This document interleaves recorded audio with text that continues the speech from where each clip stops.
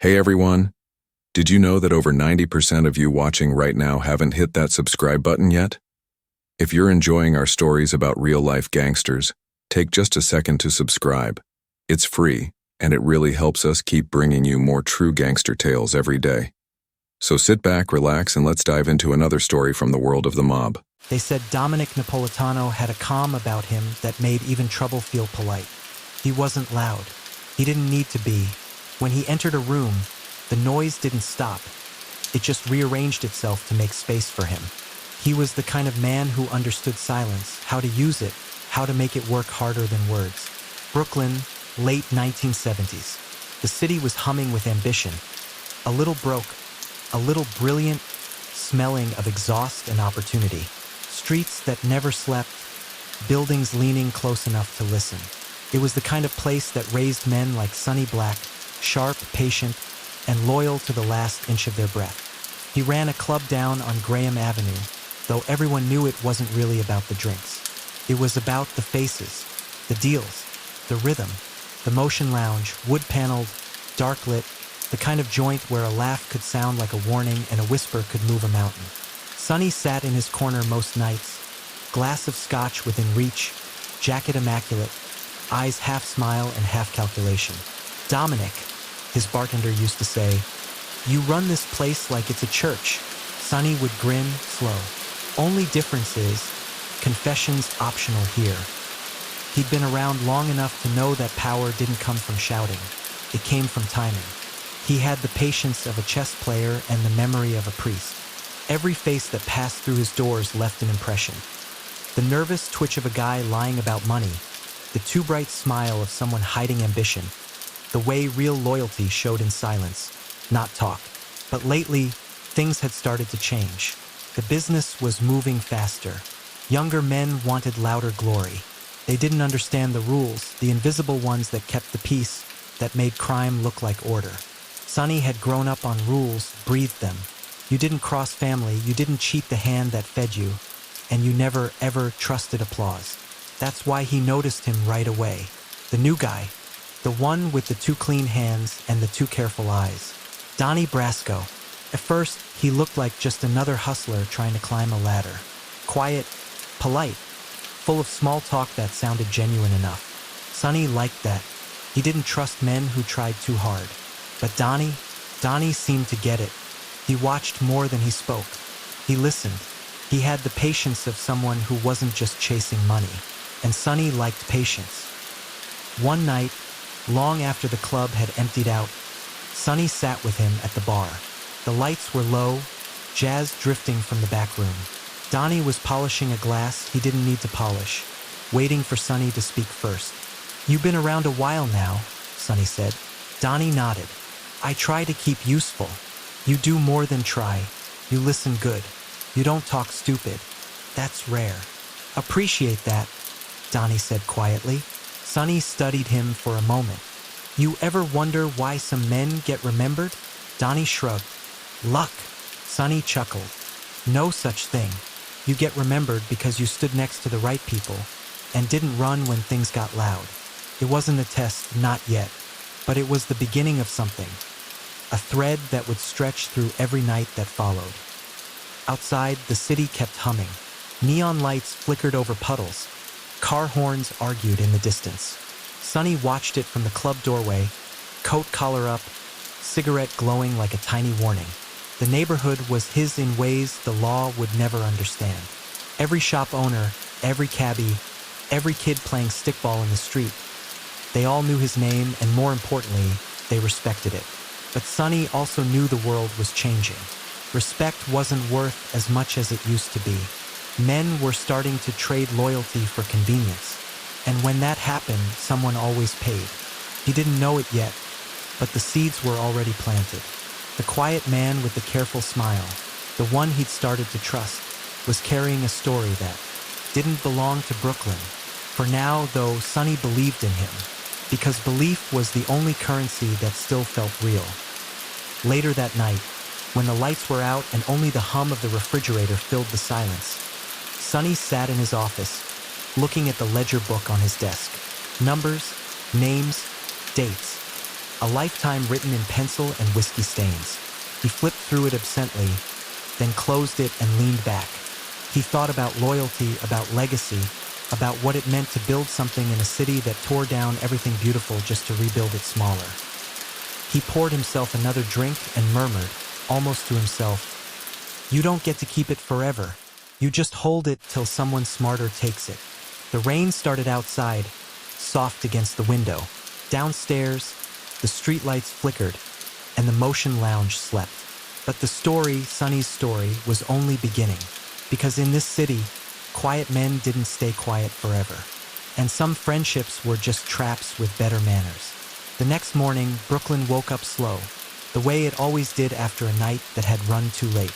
Trucks groaned along the avenue, pigeons argued on the rooftops, and the first sunlight slid across cracked brick and silver water towers. Inside the Motion Lounge, the air was still thick with the smell of whiskey and cigars, like the ghosts of conversations that hadn't quite left yet. Dominick Napolitano was already there, jacket off, sleeves rolled up, ledger open in front of him. He wasn't the kind of man who slept past sunrise. He said daylight was when smart men made quiet moves while everyone else was still dreaming about noise. He heard footsteps behind him. Donnie Brasco, early as always, carrying 2 coffees and that same calm grin. "You beat the bartender in," Donnie said. Sonny smirked. "The bartender's got kids. I've got bills. We're both responsible in our own way." Donnie set a cup in front of him. "Black, no sugar." "You remember," Sonny said. "That's good. Most people don't remember nothing unless it costs them." Donnie leaned against the bar, watching him flip through the ledger. "You keep everything by hand, huh? Paper doesn't lie unless you teach it to," Sonny said. "Machines? They don't got loyalty." Donnie laughed softly. "Neither do people, most times." Sonny looked up at him, the faintest glint of curiosity in his eyes. "You sound like you've been around longer than your shoes say you have." Donnie shrugged. "I listen. That's your best habit," Sonny said. "Keep it." A few hours later, the doors of the lounge opened again, letting in the mid-morning chill and the low rumble of the city outside. A couple of Sonny's regulars drifted in, quiet men in cheap suits who looked like they lived off bad coffee and worse news. They greeted Sonny with nods, respectful, always careful not to interrupt if he was mid-thought. That was the thing about Dominick Napolitano. He wasn't feared like the loud ones, but he was respected in a way that felt heavier. People wanted his approval more than they wanted protection. As the afternoon wore on, Donnie stayed close, listening, learning the rhythms. Sonny noticed it.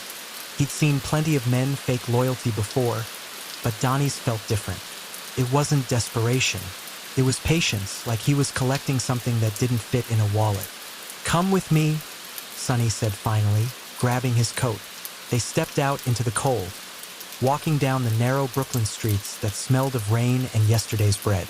Kids were playing stickball near the curb, old ladies shouted from fire escapes, and every few steps someone nodded at Sonny like he was part mayor, part myth. Donnie took it all in. "Everyone knows you," he said. "Knowing me's one thing," Sonny replied. "Understanding me's another. Then teach me." Sonny stopped walking.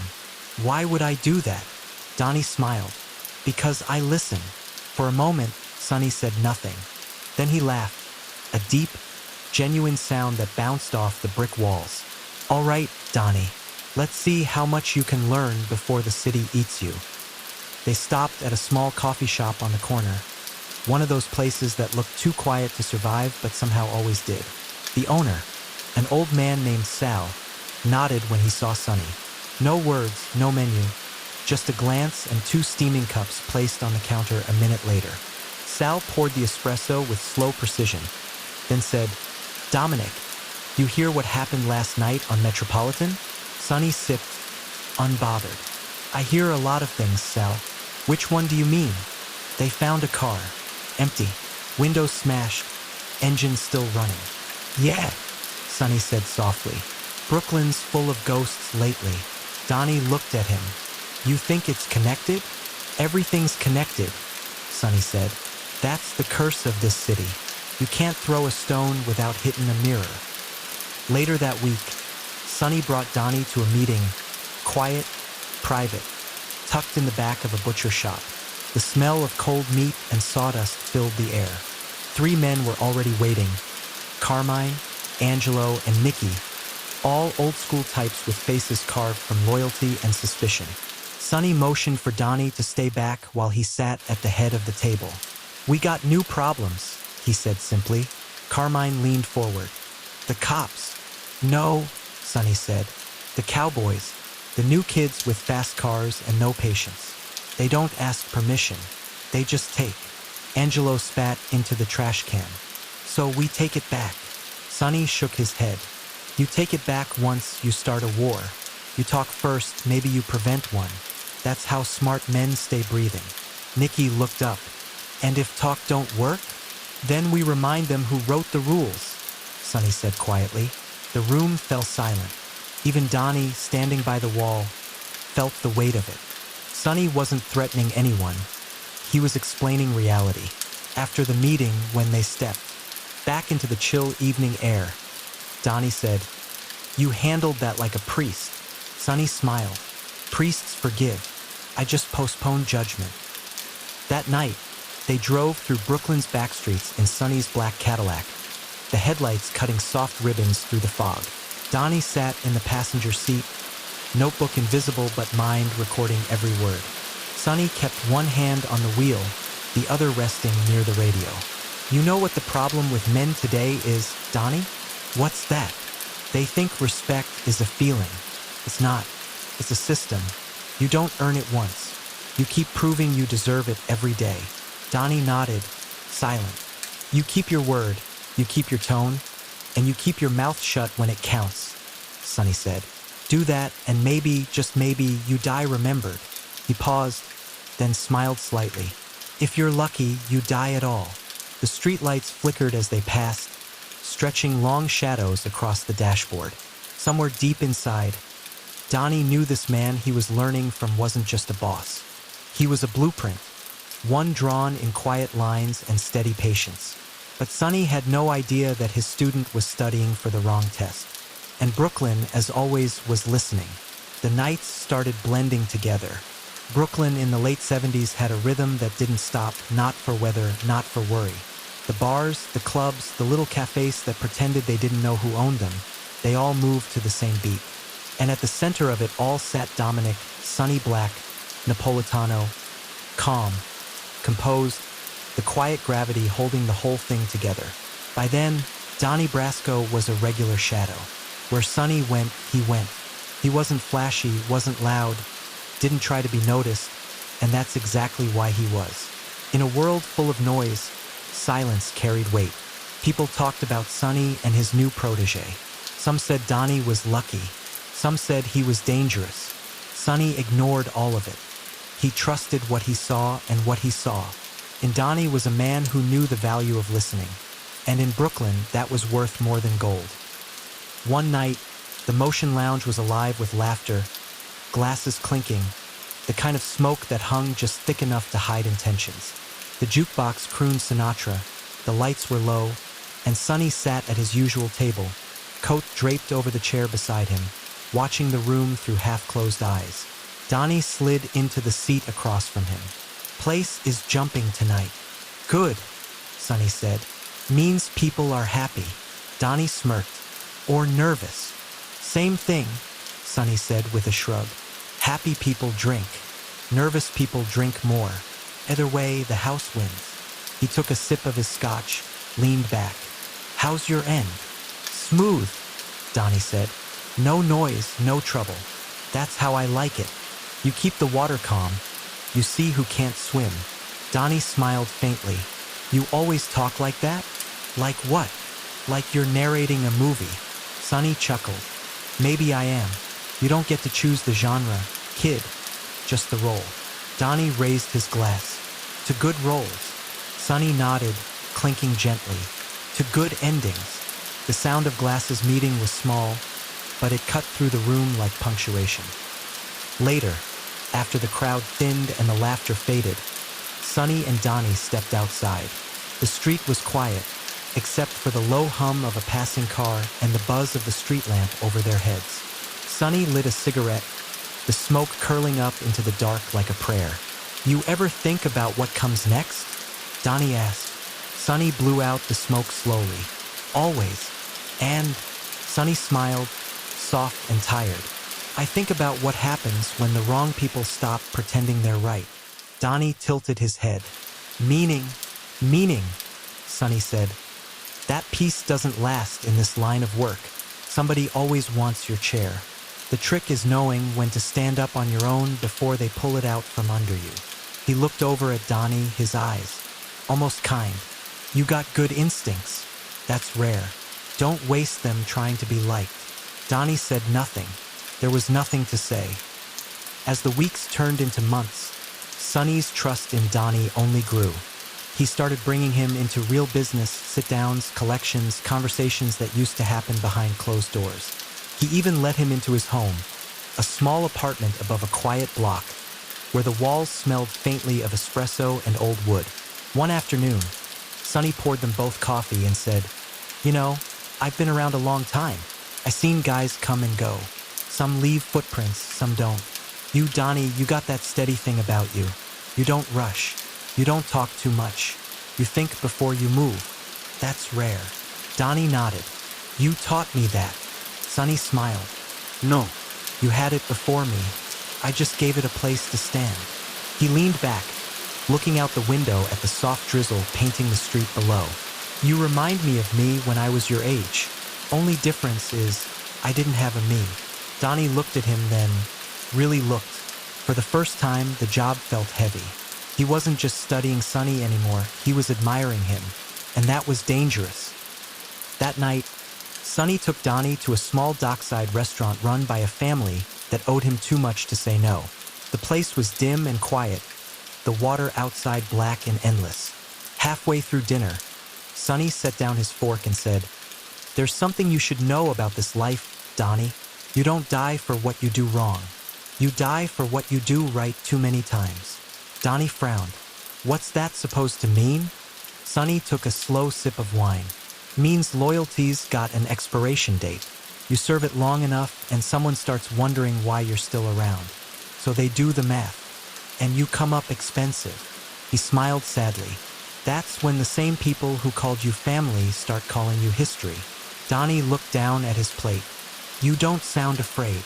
"I ain't," Sonny said. "But I'm not stupid either. I know how stories end for men like me. We don't get statues.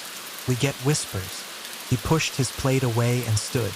"Come on, let's get out of here. Too much truth in the air."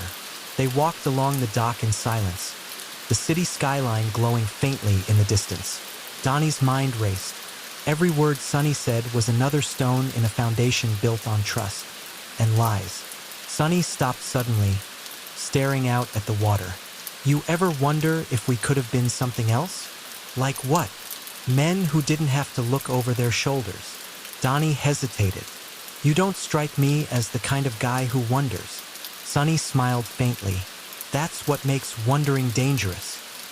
They stood there a long while, the sound of the river filling the silence. In that moment, Sonny wasn't the boss. He was just a man who'd built a kingdom out of loyalty and luck, and knew both were running out. And Donnie wasn't the infiltrator. He was just someone who'd learned too much about how easy it was to mistake admiration for friendship. When they finally turned back toward the city, Sonny said, "Stick close, Donnie. There's change coming. I can smell it." Donnie nodded, his throat tight.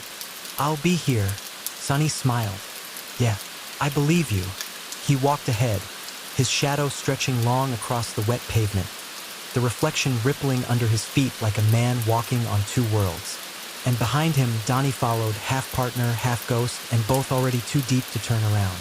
The winter of 1980 hit Brooklyn like a memory that didn't want to leave. The snow fell slow and steady, layering over the city's noise until even the sirens sounded muffled. Inside the Motion Lounge, the heat hummed, the lights glowed soft and low, and Dominick "Sonny Black" Napolitano sat at his usual table near the back. Jacket off, shirt sleeves rolled, scotch sweating in his hand.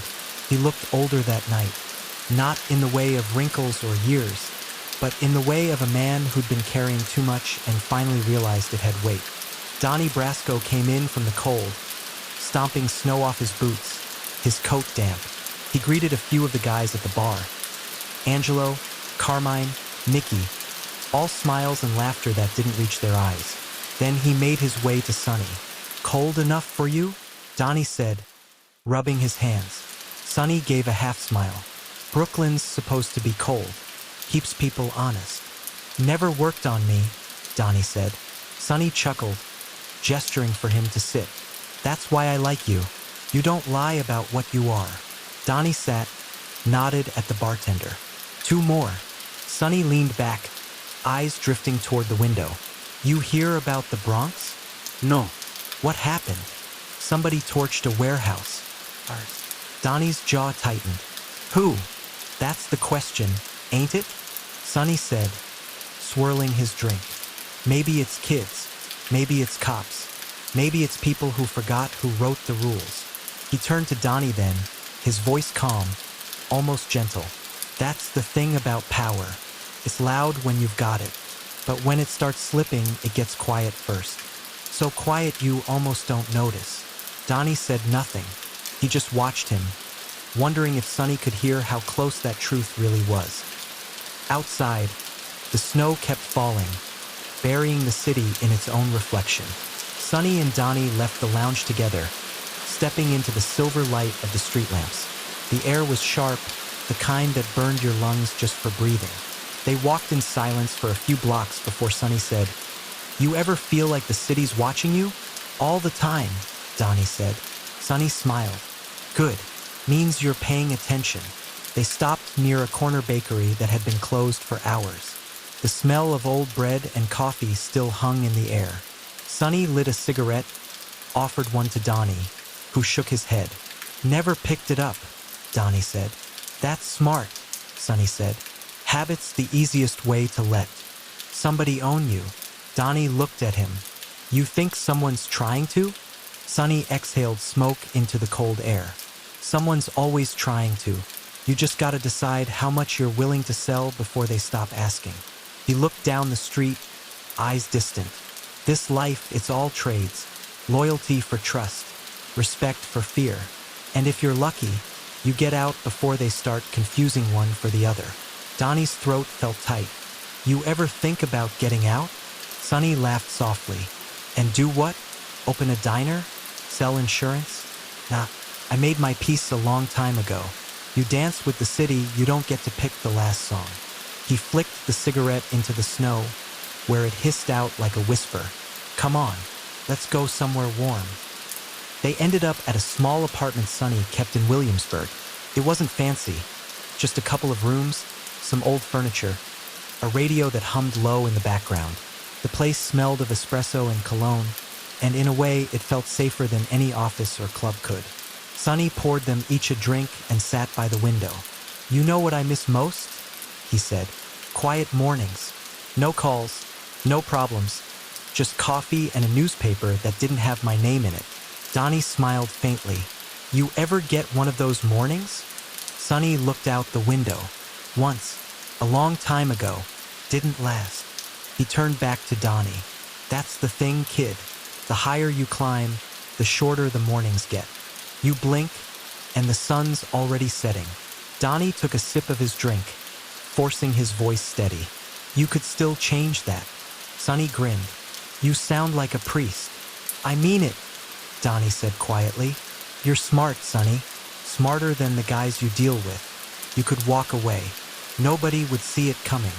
Sonny stared at him for a long time. Then he smiled soft, knowing. "You care too much, Donnie. That's your problem. You keep that up, and this life's gonna eat you." Donnie swallowed hard. Maybe it already is. The next few weeks blurred. Meetings, phone calls, new faces with old motives. There were whispers about the FBI, about bugs, about someone inside feeding information to the wrong people. Sonny kept calm, but Donnie could see the tension creeping in at the edges. The man who once read rooms like scripture was starting to doubt the translation. One night, as they closed up the lounge, Sonny stood in the doorway, looking out at the empty street. Funny thing, he said, you spend your whole life protecting what's yours, and one day you wake up and realize it was never really yours to begin with. You just borrowed it from the city, and the city always wants it back. Donnie nodded. You think it's coming for you? Sonny smiled faintly. It always does. He patted Donnie's shoulder. Don't worry, you'll be fine. You got good instincts. You'll survive this world. Donnie forced a smile. I learned from the best. Sonny gave him that small, quiet look, the one that said he saw more than he let on. Yeah, he said softly. You did. That night, after Donnie left, Sonny sat alone at the bar. The clock ticked loud in the silence. He poured one last drink, looked at the glass, then set it down untouched. He didn't know what he was waiting for. Redemption, betrayal, peace. But he knew it was close. He could feel it like a storm building beneath the floorboards. Somewhere out there, the walls were closing in. But for now, Dominick "Sonny Black" Napolitano just sat back, exhaled slow, and let the snow fall against the window. He had lived a long life by one rule: never run from what you built, even if what you built was already falling apart. By early spring, the snow had melted into slush, and Brooklyn's streets were slick with everything the winter had tried to bury. The city had that restless hum again. Horns, haggling, laughter that came too fast, and the low rumble of things moving beneath the surface. Inside the Motion Lounge, the air smelled like coffee and cigar smoke, and the lights flickered just enough to remind everyone the place was older than its regulars. Dominick "Sonny Black" Napolitano sat in his booth with his sleeves rolled up, going through a pile of envelopes stacked like unanswered questions. The jukebox hummed low in the corner, playing something slow and sweet that no one was really listening to. When the door opened, Donnie Brasco stepped in, nodding at the bartender before heading straight for Sonny. The man looked tired, not just physically, but deep in the bones, like every hour was starting to weigh double. Morning, Sonny, Donnie said, sliding into the booth. Morning? Kid, it's almost 2 in the afternoon, Sonny said, glancing at the clock. You on Vegas time or just hiding from something? Donnie smiled faintly. Maybe both. Sonny leaned back, watching him carefully. You're getting too good at dodging questions. I taught you that, huh? Donnie chuckled. Among other things. Sonny nodded, taking a sip of his espresso. Good, because the city's starting to ask questions I can't answer. Donnie's smile faded. Like what? Like who's talking to the law? Who's cutting deals behind my back? Who's walking through doors they don't belong in? Donnie froze for just a heartbeat. It was enough for Sonny to notice. He didn't say anything, though.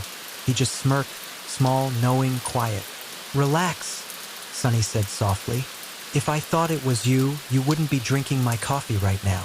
Donnie let out a slow breath, forcing a grin. You really know how to make a guy comfortable. I make him honest, Sonny said. Comfort's bad for business. That night, Sonny met with a few of the higher-ups, men in suits with perfect hair and imperfect morals. They gathered in a back room of an old Italian restaurant that still had red-checkered tablecloths and candles that dripped like old regrets. Carmine was there, always chewing on a toothpick. Dominick, we got problems. The feds are sniffing around like they already know the menu. Angelo added, they raided a spot in Queens last week. Found nothing, but they were looking for something. Something specific. Sonny stirred his wine. And maybe somebody's feeding them directions, Carmine said.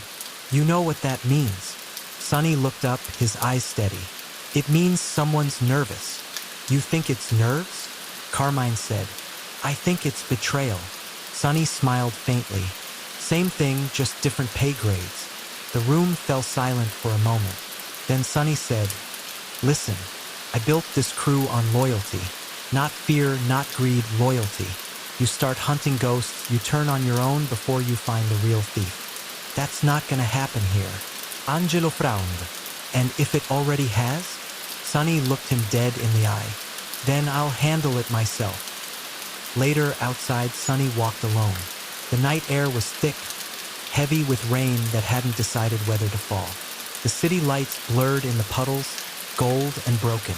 He paused near a payphone, the kind nobody used anymore, and for a long moment he just stared at it. Then he stepped inside, dropped a coin, and dialed a number he knew too well.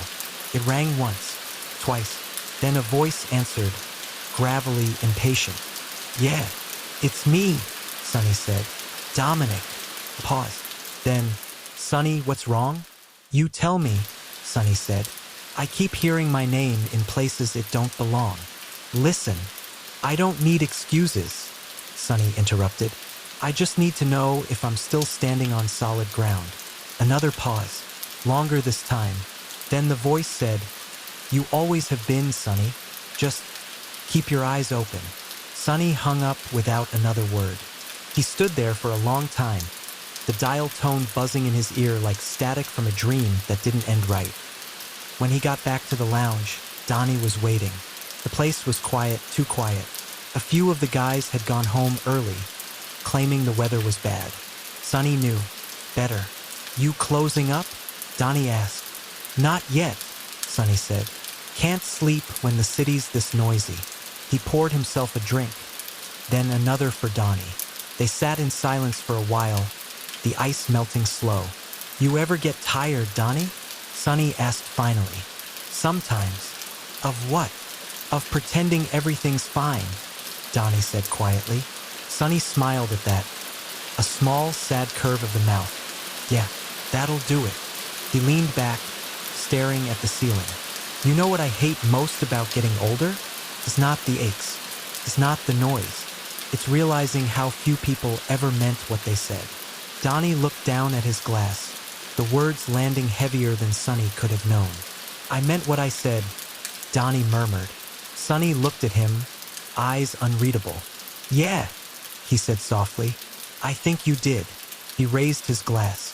"To truth, however long it lasts." They drank, and for a moment there was peace, the kind that came right before the fall. The next morning, Sonny stood by the window of his apartment, watching the sunrise bleed through the blinds. His reflection looked tired, but his eyes were clear. He lit a cigarette, exhaled slow, and whispered to himself, "You can't run from what's already behind you." The phone rang. He didn't move to answer it. When it stopped, the room felt too quiet. Sonny picked up his coat, straightened his collar, and walked out the door. The city greeted him like it always did, indifferent, impatient, alive. He didn't know it yet, but this was the beginning of the end, the last quiet before the storm. And somewhere, deep inside, he already knew the thing that would finally break him wasn't betrayal. It was believing that loyalty could still save him. The summer heat settled over Brooklyn like a blanket that refused to be shaken off. The air was thick, restless, and mean, the kind of heat that made tempers short and secrets sweat their way to the surface. Inside the motion lounge, the fans hummed, but didn't help much. The smell of whiskey and old wood hung heavy, and Dominick Sonny Black Napolitano sat at the bar, his jacket off, shirt damp against his back. He was staring into a glass of scotch, not drinking it, just turning it slow between his fingers. Around him, the regular noise, laughter, clinking low voices, rolled like soft thunder. But behind Sonny's stillness was something new, a pulse of tension, a man listening for a sound only he could hear. Donnie Brasco walked in right on cue, cool as ever. He had that steady look about him, the same calm he always wore like a second skin. He greeted a few of the guys, smiled, made his way to Sonny's side. "Place feels different," Donnie said quietly. Sonny didn't look up. "That's because it is." "Something happened?" Sonny finally turned, eyes dark but steady. "You ever notice how a room changes when people start lying in it?" Donnie kept his face still. "Can't say I have." "Then you ain't been paying attention," Sonny said softly. "But I have." 2 days earlier, there'd been a whisper, then 2, then 10. The kind of rumors that crawled between the cracks of the city like ivy on old brick. Someone in Sonny's circle had been talking to the law, not in passing, not carelessly, consistently. Angelo came to him first, nervous and sweating. "Sonny, I think it's one of your guys. Sonny had waved him off. Everybody thinks it's one of my guys. Until they remember I don't hire talkers. But when Carmine brought him a name, Donnie Brasco, the words hit like a fist that didn't need to swing. Sonny had laughed, not out of humor, but disbelief. Donnie, Carmine shrugged. They say he's not who he says he is, that he's a Fed. Been one the whole time. The silence that followed was long and cold. Sonny stood, hands on the table, voice steady but quiet. You listen to me. That man's been with me through storms. He's earned respect. You don't throw that word, rat, around in my presence unless you're ready to bleed for it. You understand me? Carmine nodded quickly. Of course, Sonny. I'm just telling you what's out there. But Sonny had heard enough. Now, 2 days later, he couldn't unhear it. That night, after everyone left, Sonny stayed behind with Donnie. The lights were low, the hum of the city outside like a faraway heartbeat. Funny thing, Sonny said, lighting a cigarette. Trust. You don't know you had too much of it till you start running out. Donnie looked at him. You think someone's talking? I think everyone's talking, Sonny said. Question is, who's listening? Donnie didn't answer. Sonny turned to him, studying his face. You ever tell me something that wasn't true, Donnie? Donnie froze just a fraction. No. Good, Sonny said softly. Because if you did, I'd rather hear it from you than the papers. Donnie managed to smile. You'll never hear it from either. Sonny nodded, eyes holding his for a long moment before he looked away. Yeah, he murmured. That's what I thought. A few nights later, the call came in. Sonny was home, sitting at the small table near the window, coffee steaming in front of him. The sun was setting, painting the walls gold. The phone rang once, twice. He picked it up. Dominick, said the voice on the other end. Frankie Costello, low and grave. It's true. The guy's a Fed. Been under your nose for years. Sonny said nothing. The silence stretched. You still there? Frankie asked. Yeah, Sonny said finally, his voice quiet. I'm here. You want me to handle it? No, Sonny's tone was flat, final. This one's mine. He hung up, the sound loud in the empty room. For a long time, he just sat there, staring out the window. The street below looked the same as always. Kids playing, cars passing, the hum of a city that didn't care who was breaking inside. He poured himself a drink, stared at the glass, then pushed it aside untouched. Donnie, he whispered, almost like a prayer. You son of a gun. The next evening, the Motion Lounge was quieter than usual. The regulars felt it in their bones. Something in the air that said don't stay late. Sonny sat at the bar, jacket on this time, shoes polished, every line of his face calm. Donnie came in right on time as always. He smiled, but it didn't reach his eyes. Sonny motioned to the stool beside him. Seat. Donnie did. The bartender poured 2 drinks and disappeared fast. For a minute, neither spoke. Then Sonny said, You remember the first night I met you? Sure, Donnie said quietly. You asked me why I wanted to be around guys like you. Yeah, Sonny said. And you said, because I listen better than I talk. He smiled faintly. You weren't lying about that part. Donnie's throat went dry. Sonny, don't, Sonny said softly. If I wanted to hear it, I'd ask. But I already know. Donnie's hands tightened around the glass. It wasn't. Don't, Sonny said again. His voice wasn't angry, just tired. You did what you had to. I respect that. You were good, real good, the best I ever saw. He turned to look at Donnie fully now, his eyes almost kind. I just wish you weren't good with me. Donnie opened his mouth, but no words came. Sonny nodded once, slow. Go on, kid. Get out of here. You did your job. The city'll take care of the rest. Donnie hesitated, then stood. Sonny smiled. You don't owe me anything. Just don't forget I treated you like a friend. Donnie's jaw clenched. You did. Good, Sonny said softly. Then remember it that way. Donnie turned, walked toward the door. When it closed behind him, the silence that followed felt heavier than a gunshot. Later that night, Sonny walked to the window of his apartment, looking out at the lights of Brooklyn one last time. The city glowed the way it always did, indifferent, eternal. He straightened his shirt, put on his jacket, and whispered, "All right, let's go for a ride." And with that, Dominick "Sonny Black" Napolitano stepped out into the night, not running, not hiding, just walking, calm, composed, loyal till the last breath, because that's what he was built for, not survival, but dignity. And in Brooklyn, that was the closest thing a man like him ever got to peace. The night was thick with heat, that kind of summer air that made even the streetlights look tired. Brooklyn was alive, but quieter somehow, like it was holding its breath. Dominick "Sonny Black" Napolitano walked through it without hurry, coat buttoned, shoes polished, every step measured like he was keeping time with something only he could hear. He didn't drive. He didn't call anyone. He didn't leave a note. There was nothing to explain. Men like Sonny didn't explain themselves. They let silence do the talking. The city watched him pass, or maybe it didn't.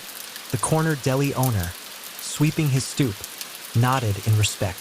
The cabbie honked once, then thought better of it. Even the night itself seemed to shift to make room for him. He'd been told earlier that day to go for a ride. Those 4 words carried a weight no one had to define. In this world, a ride meant one last look at the city you'd built before it forgot your name. But Sonny didn't flinch. He'd always known this life came with an expiration date. Loyalty, power, trust, they were all temporary leases written on paper that burned easy. He reached the car waiting near the corner. A black sedan, quiet engine, headlights dim. 2 men sat inside, faces familiar, expressions not. Sonny smiled faintly, the same polite, unbothered smile that had made even his enemies respect him. "Evening, boys." "Evening, Sonny," one of them said. He opened the door, slid in, adjusted his jacket. "Let's go," he said. The car rolled forward, the tires whispering against the wet pavement. No one spoke. The only sound was the city's heartbeat, distant horns, the hum of street lamps, the rhythm of Brooklyn. Breathing. After a while, Sonny looked out the window. The skyline stretched in the distance, jagged and glowing. "You ever think," he said softly, "that all this stays the same no matter who's sitting in the car?" The men didn't answer. They didn't have to. In another part of the city, Donnie Brasco sat in a small apartment, lights off, phone on the table. His badge, the truth he'd hidden so well, lay beside it. He couldn't stop thinking about Sonny. The voice, the calm, the way he'd said, "You were good, the best I ever saw." He'd spent years building that trust, years pretending to be someone else, and now, sitting alone in that silent room, he felt smaller than he ever had. The operation was over. The case was done. But the cost was still unfolding. He wanted to call Sonny, to explain, to apologize, to say that he hadn't meant for it to end this way. But there was no number to dial, no line left open. Outside, the city carried on like nothing had happened. People laughed, argued, hustled, unaware that somewhere, a quiet man who'd built his world on loyalty was driving toward his ending with grace. The car slowed near the outskirts of town, an empty stretch of road lined with trees, the kind of place where sound didn't travel far. The men in the front didn't look back. Sonny opened the door, stepped out into the humid night, and looked up at the stars. Brooklyn was behind him now, a distant glow on the horizon. He reached into his pocket, pulled out a gold watch, an old one worn smooth on the edges. He smiled at it, thumb brushing the face. It wasn't about time anymore. Time had done what it always did, run out. He set the watch down on the hood of the car, a small offering to whatever memory would be left of him. "Tell Donnie," he said quietly. He did what he had to. "I ain't mad." One of the men swallowed hard. "Sonny," but he didn't let him finish. "It's all right. Loyalty's not about living forever. It's about standing straight, when you know you won't." He looked out once more toward the skyline, the faint orange glow flickering like a heartbeat. "Brooklyn," he whispered. Take care of yourself. The rest was silence, deep, still, final. Days later, the papers ran small headlines, vague words. Local man missing. Suspected mob activity. No photo. No outright. Just another story swallowed by a city that never looked back for long. But in every bar where Sonny's name was once spoken, in every quiet corner where respect still meant something, the story lived. Not the details, those faded fast, but the feeling. They said he went out the way he lived. Calm, proud, and with dignity. No begging, no panic, no running. Just a quiet man keeping his promise to the only code he ever believed in. Months later, Donnie walked along the East River. The skyline reflected in the water like a dream that couldn't decide if it was real. He stopped, pulled out a small envelope Sonny had once given him, empty, except for a single line written in neat handwriting. You don't choose loyalty, kid. It chooses you. Donnie stood there a long while, the wind cold against his face. Then he folded the paper carefully, slipped it into his coat, and whispered, "You were right, Sonny. You always were." The water shimmered, the city breathed, and somewhere, beneath the hum of traffic and the weight of time, Brooklyn kept its secret. The story of a quiet man who believed in loyalty long after everyone else forgot what it meant. There are stories in Brooklyn that don't die, they just change shape. Months had passed since Dominick, Sonny Black, Napolitano vanished, but his presence still moved through the city like cigarette smoke in a closed room. You couldn't see it, but you could feel it. In whispers, in the way men paused before saying his name, in the strange silence that followed it. The Motion Lounge stood empty now. Dust gathered where laughter used to live. The bar stools were gone, the lights dark, the jukebox unplugged. But on certain nights, when the wind pushed through the cracked window, it almost sounded like Sinatra again. Faint, distant, half memory, half ghost. People still came by sometimes, old faces from old times. They never stayed long. They'd stand in the doorway, look around like they were visiting a grave, then nod once and walk away. Nobody had the heart to lock the door for good, because how do you close a room that still remembers you? Donnie Brasco, Joe Pistone, sat in a gray office uptown, fluorescent lights humming overhead, a stack of reports in front of him. The bureau called him a hero. The newspapers called him a legend. His name had weight now, printed in ink, spoken in rooms full of suits who'd never smelled the inside of a Brooklyn bar. But none of it felt like victory. He'd spent years pretending to be someone else, and now that it was over, he wasn't sure who he was supposed to be anymore. The badge felt heavier than it used to. Every line of the reports blurred together. Deals, evidence, arrests. All of it neat, clean, and heartless on paper. But none of them mentioned Sonny. None of them could. The Bureau wanted the facts. But Sonny wasn't a fact, he was a feeling. And feelings didn't fit into reports. Joe stared at the file in front of him. The one marked Napolitano, Dominick. It was thin, insultingly thin for a man who had carried so much. He flipped through it once, then closed it carefully, almost respectfully. "Case closed," someone said from behind him. Joe looked up. His supervisor leaned in the doorway, tie loose, coffee in hand. "You did good work," the man said. "You brought down an empire." Joe smiled faintly. "Yeah, some empire. You should be proud." Joe nodded, but his eyes stayed on the closed file. "I am. I just ain't sure what for." The man didn't answer. He left, leaving Joe alone with the hum of the lights and the weight of his own thoughts. That night, Joe drove through Brooklyn again. He hadn't been back in months. The streets looked the same. Kids still shouting in doorways, corner stores still glowing. The city still pulsing like it didn't know how to stop. But everything felt smaller now. He parked near Graham Avenue and walked the few blocks to where the Motion Lounge used to be. The sign was gone, but the outline still showed faintly on the brick. Motion Lounge, faded like an echo. He stood there for a long time, hands in his pockets, the air warm and thick around him. The windows were boarded up now, but through a crack in the wood, he could see the faint glint of glass behind it, the mirror behind the bar, still catching light that wasn't there. "Hey, Sonny," he said softly. "You'd laugh at me for talking to a building." The wind stirred, carrying the faint smell of rain and cigars. Or maybe he just imagined it.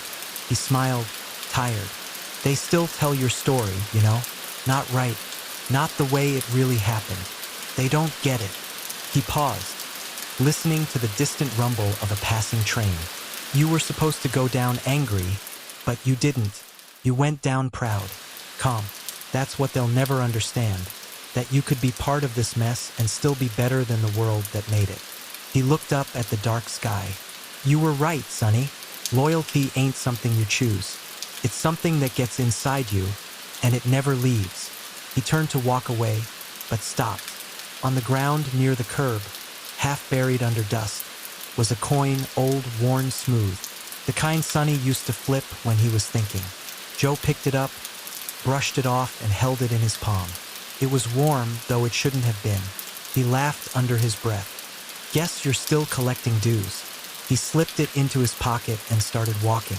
The city's lights stretched out ahead, endless, alive, uncaring. Back in the empty lounge, the wind pushed through the cracks again. A single piece of paper lifted off the bar and fluttered to the floor. On it, in faded ink, 2 words remained legible: "Stay loyal." Then the wind carried it away. And in that moment, somewhere between truth and legend, Brooklyn exhaled. The story of Dominick "Sonny Black" Napolitano didn't end in a report, or a grave, or a headline. It lived where all real stories live, in the spaces between memory and myth, in the quiet hum of a city that never stopped keeping secrets. Because loyalty, like Brooklyn, never really dies. It just changes its name. The years moved on the way they always do, slow when you're watching, fast when you're not. Brooklyn changed its clothes again. New storefronts, new paint, new faces pretending they'd always been there. But under it all, the bones of the old city still pulsed, steady and quiet, carrying echoes of the men who once walked its streets like they owned the rhythm. Dominick "Sonny Black" Napolitano became one of those echoes. The city didn't speak his name loudly anymore, but it hadn't forgotten him either. His legend had softened, blurred around the edges. A story passed down like a ghost story at the back of a bar. Some said he was betrayed. Others said he knew it was coming and went anyway. Most just said he was old school, the last of the men who kept their word even when the world stopped keeping it with them. And somewhere across the river, Joe Pistone, Donnie Brasco, still carried that truth like a stone in his pocket. He'd moved on, or tried to. The Bureau had its new cases, its new agents, its new battles to fight. But every so often, he'd find himself awake in the small hours of the morning, coffee going cold on the table, mind drifting back to Brooklyn, back to that booth in the Motion Lounge, back to Sonny. It was on one of those sleepless nights that Joe found himself driving again. No destination, just the low hum of the tires on asphalt and the radio playing something soft and old. The city skyline glowed like an old photograph, familiar, faded, almost kind. He crossed into Brooklyn just before dawn. The streets were empty, washed in the pale blue of a day not yet decided. He parked near the river, where the air smelled like salt and metal, and sat there a while, watching the water move like time itself. Slow, endless, carrying everything away and somehow bringing it all back again. He reached into his pocket and pulled out the coin he'd found months earlier in front of the Motion Lounge. He turned it over in his hand, thumb tracing the worn ridges. "You still keeping score, Sonny?" he said quietly. The wind coming off the water didn't answer, but something in it felt alive, like the city was listening. He smiled faintly. "You'd laugh if you could see me now, tired, gray, and still talking to ghosts." He flicked the coin into the river. It spun once in the air, caught the light, then vanished into the water without a sound. "Rest easy, old friend," he murmured. "You earned it." That same morning, across the borough, an old man named Angelo opened his bakery, one of the few that had survived the years. He swept the front steps, straightened the chairs, and paused to look at the framed photo on the wall behind the counter. It was a group shot taken at the Motion Lounge sometime in the late 70s. Sonny was there, front and center, suit pressed, eyes calm, smile small but certain. Donnie stood a few steps behind him, head slightly turned, as if even then he'd been half in another world. Angelo shook his head, half smiling. "You'd hate what this place has become, Sonny," he muttered. "But maybe you'd still love it too." He poured himself a coffee, raised it toward the picture. "To loyalty, you made it mean something." He took a sip, the morning light catching in his eyes, and for a moment, the air in the shop felt warm, almost like laughter was about to start again. By the time the sun was fully up, Brooklyn was awake. Trucks rattled over the bridges. Kids shouted in schoolyards, and life, stubborn, noisy, beautiful life, went on. And if you listened closely, between the rumble of the subway and the hum of traffic, you could still catch it sometimes. That faint echo of a voice, calm and certain, saying, "Respect lasts longer than fear." That was Sonny. Not the man, not the myth, just the truth of him, woven into the rhythm of the city he never left. Because men like him didn't disappear. They became part of the concrete, part of the wind, part of Brooklyn's pulse. And as long as the light stayed on over Graham Avenue, as long as someone raised a glass and meant it, Dominick "Sonny Black" Napolitano wasn't gone. He was just quieter now, watching, listening, still keeping time with the city that made him, and that, in its own strange, loyal way, never forgot him.